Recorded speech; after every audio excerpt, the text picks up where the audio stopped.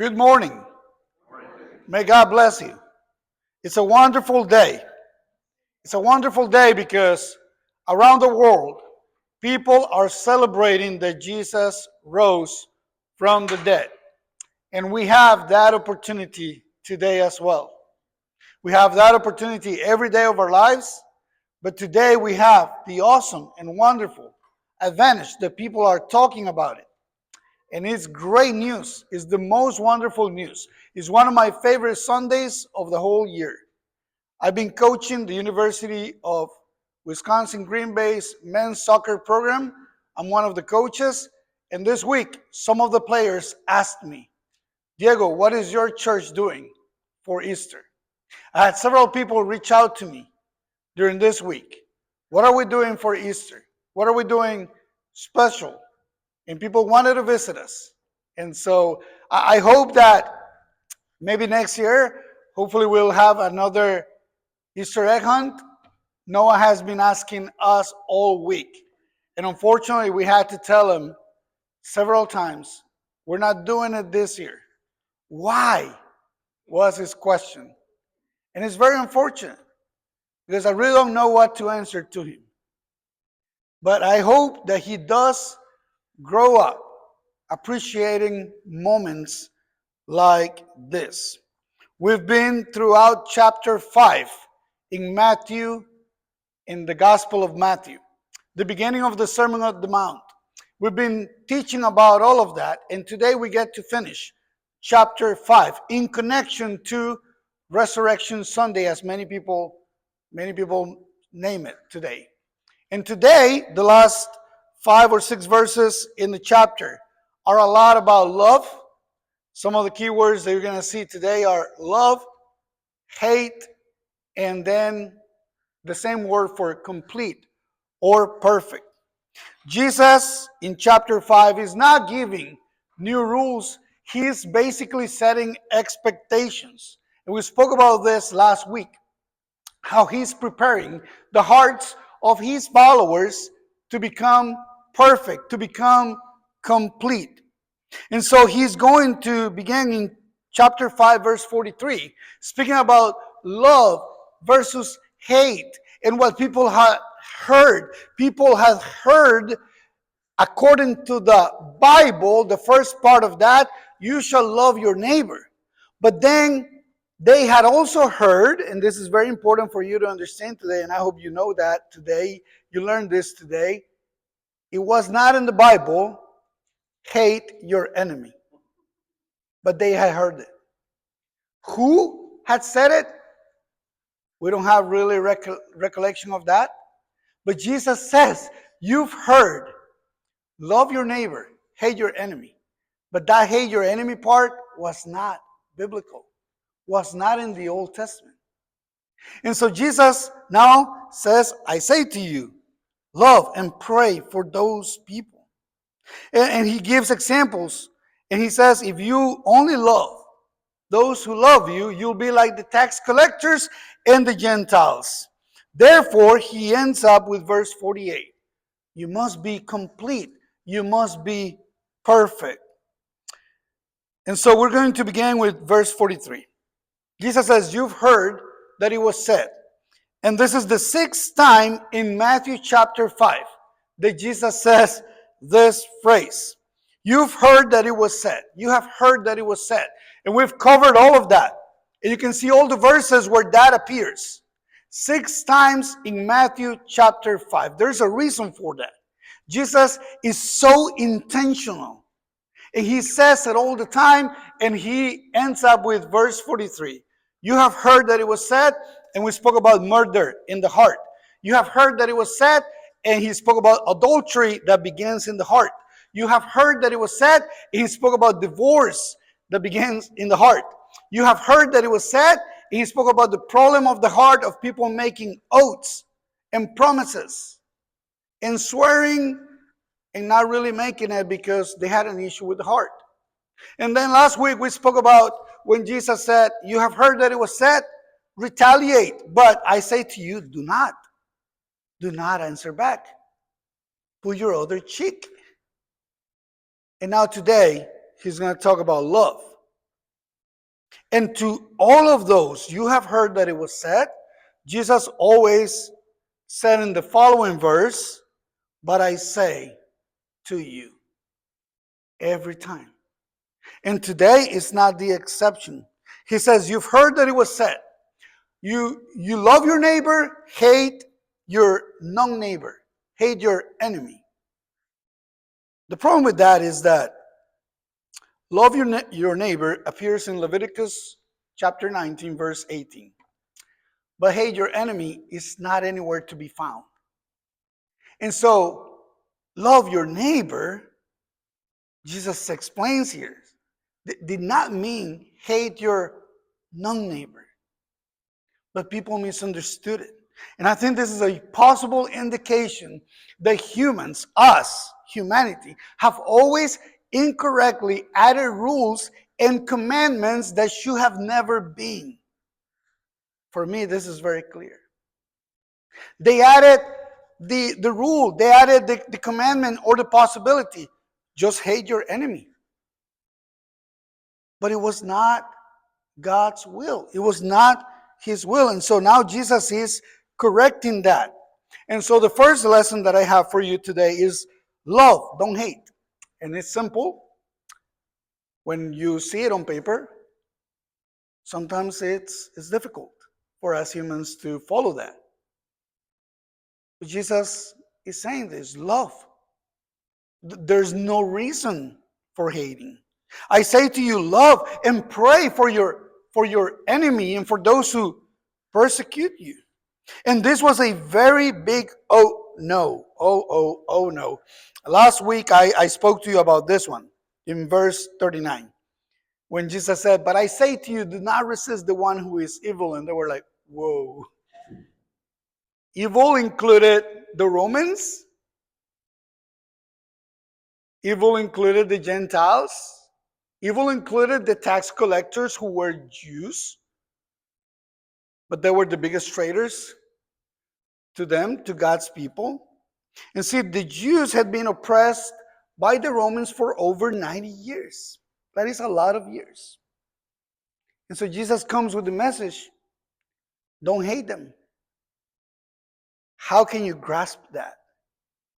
How long have you put with something and then you say, enough is enough? How many years has it been for you to put up with that? They put up with it 90 years. And so they had received enough hate, and they expected Jesus to be their leader to make Israel great again. That's what they wanted. They had enough hate. It was time for a revolution. And love was not the answer they expected would solve hate. This doesn't work in their minds. Jesus is saying, you've heard that it was said, hate your enemy. I say to you, actually love your enemy. They were like, that doesn't make any sense to us. It's not what we wanted. It's not what we expected. Love was not the answer they wanted. They wanted war. They wanted to make war. Not love. And so Jesus teaches here that love cannot just be an answer to love. Love cannot just be reciprocal to love. Now, a lot of us do that as humans. In fact, the Bible talks about it. John talks about it in his letters. The reason why we love God is because He loved us first. We understand that. That makes sense, and it's true. But with humanity, Jesus has expectations of His followers that are different. Your intention is to love. You have this initiative, not a reaction.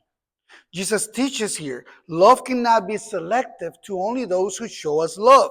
Why? Because if we did that and we only show love to the people who love us first, how would that work? I'm thinking somebody has to start.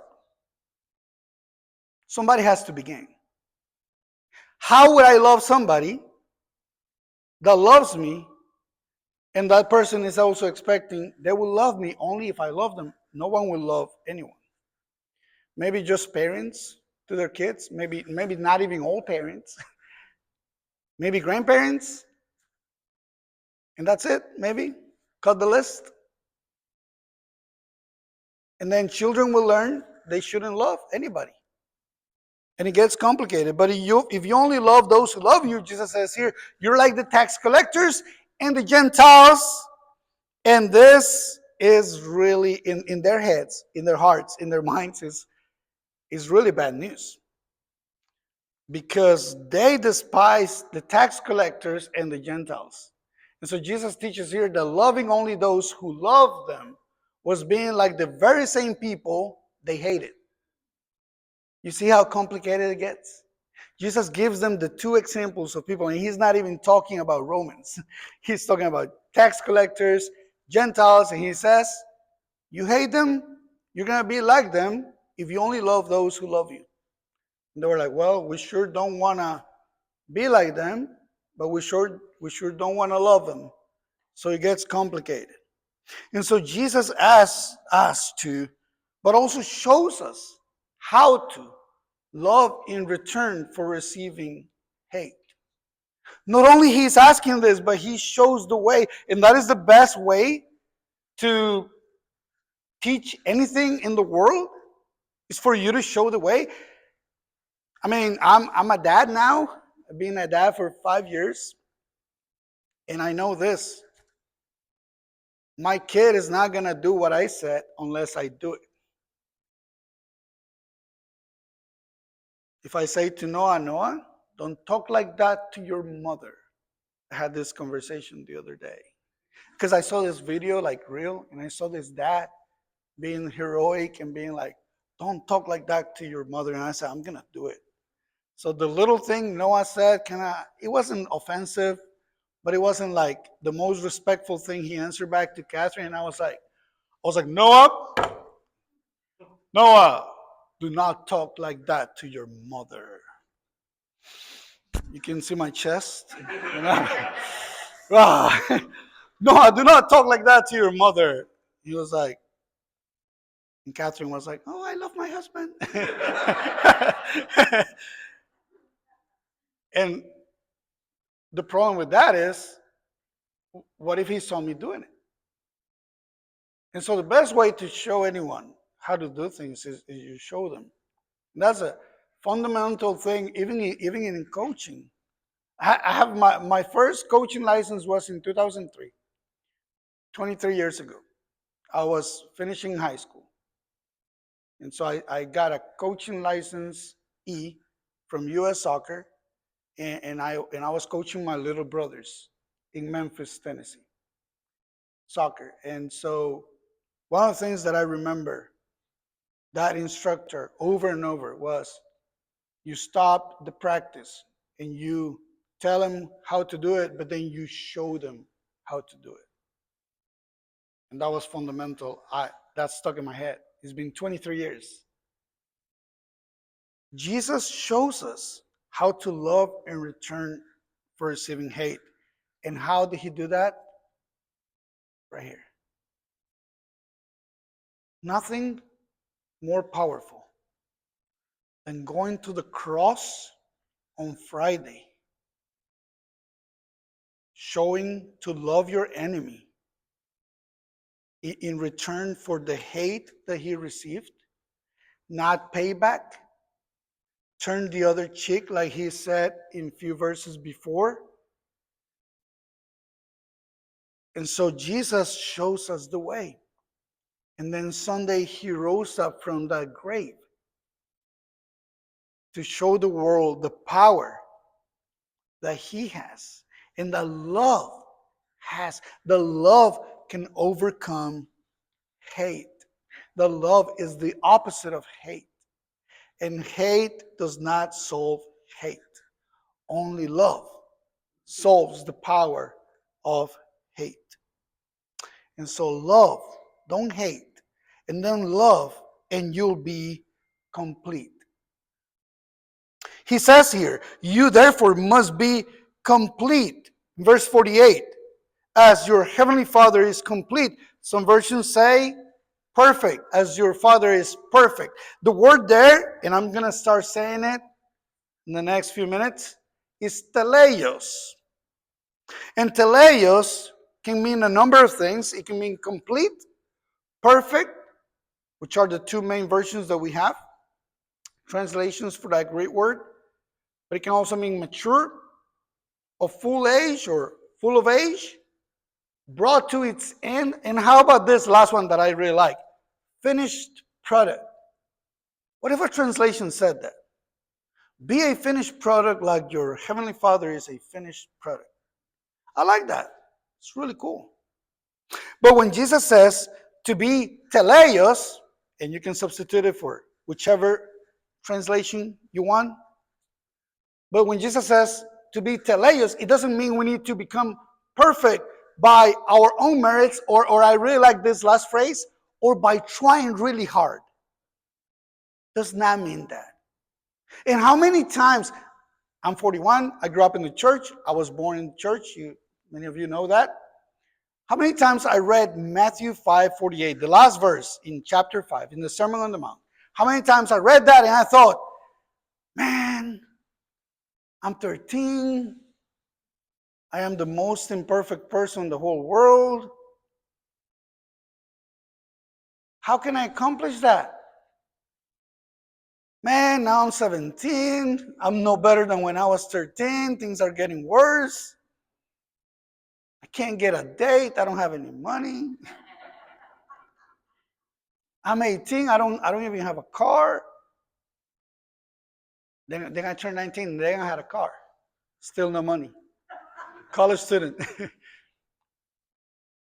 But how many times I thought, this is probably not for me.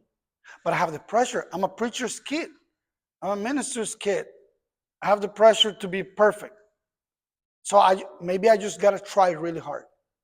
And so many people from the pulpit, they've been trained, in schools of preaching or universities, and this is what they tell people. Just try really hard. You sin today, you sin this week, come back next Sunday and try really hard. Let me tell you, it doesn't work. It doesn't really work. When your salvation and you're reaching this sense of teleios, perfection, completeness, because you're trying really hard, let me tell you, that might work for a few days, few weeks, and then the disappointment is so huge when you realize that you failed again. The same thing that you didn't want to do. Now, let me explain this to you. Unconditional love is how we express God's character in our lives as followers of Jesus. And so, this is where it ties to be complete in that unconditional love. Why? Unconditional love experienced through Jesus in our lives is what makes us teleios. Is what makes us complete, perfect, finished product. Basically, when I decided to follow Jesus, and I was humble enough to say, I am nothing without Jesus, and then I put on Jesus in baptism, and I started to walk a life of following Jesus, that's when I became teleios. And that started since I was very young. But people decide to follow Jesus. They convert, they're baptized. They're trying to follow Jesus in the best of their abilities. And all they keep hearing is, just try really hard because you're not perfect. And you're thinking, when am I going to get this? Maybe when I die and I go to heaven and God forgives me and somehow I enter that narrow gate and I'm thinking I'm going to go to heaven and that's when I'm perfect. No, Jesus died for you. And because you're living a life of following Jesus, you are perfect. You are complete. You are a finished product. And we need to start believing that and teaching that and living that example. So between Matthew chapter 5 that we're reading today to Matthew chapter 21, there were about over 2 years, maybe close to 3 years. And so Matthew 21 has the triumphal entry. And that was the Sunday before Easter, which was celebrated worldwide last Sunday. And so there was the triumphal entry. I love this app from the Chosen TV series. And Friday, I sat with my family, and they have a 3-minute video of that triumphal entry. And I sat with my kids, and I showed them the triumphal entry, which was supposed to be the Sunday before Jesus died. But I just wanted to show it to them, and I did on Friday, because we're thinking Friday was the day that Jesus died. And from Matthew 21 to Matthew 27, there's only 5 days. Jesus entered Jerusalem on a Sunday, on a colt or a donkey, and then he died on Friday, so 5 days and a few hours. See, Matthew 21, people expected Jesus to make Israel great again. 5 days later and some hours in Matthew 27, people crucified Jesus. And when Jesus is being crucified in Matthew 27, he presented the same attitude that he had asked of his followers in Matthew 5:43. In Matthew 5:43, Jesus said, "Love your enemy and pray for those who persecute you." And Jesus presents that in Matthew 27. That same thing that he asked of his followers in Matthew 5:43, love your enemies, pray for those who persecute you. It says in Luke chapter 24, verse 33, they crucified Jesus. They put 2 guys next to him. And then Jesus said, "Father, forgive them." Jesus is praying on behalf of those who are persecuting him. Jesus is loving those who are his enemies. Matthew 5:43. Jesus is showing this as he's being crucified. For they not know what they do. This is the power of love. The power to be perfect, the power to be complete, the power to be teleos. Jesus resurrected in Matthew chapter 28, and through his resurrection, he made us teleos, made us perfect, made us complete. You must be teleos as your heavenly Father is teleos. We understand and believe these words from Hebrews chapter 10, that we have been sanctified through the sacrifice of the body of Jesus Christ once and for all. And then we get to verse 14, and it says, by one sacrifice, he has made perfect, he has made teleos forever those who are being sanctified. You are teleos. You are perfect. You are complete. You need nothing else but to follow Jesus, because he has that power. He showed us the way. He loved, he didn't hate. And he's telling us today, love, don't hate. And he loved, and he is complete, and he's showing us today that we can be complete, perfect, a finished product if we follow him. I hope that you have a wonderful day. It's one of my favorite Sundays in the year because he is risen. This morning I listened to a bunch of songs by one of my favorite artists, Phil Wickham, and I told Catherine, it's like every song he has, he talks about Jesus being risen from the grave, and it's wonderful. That is in my head today. That is in my heart today. I hope Jesus is in your heart, and I hope you live a life full of Jesus. I hope this lesson is applicable to you as it is to me. Thank you for your time, and may God bless you.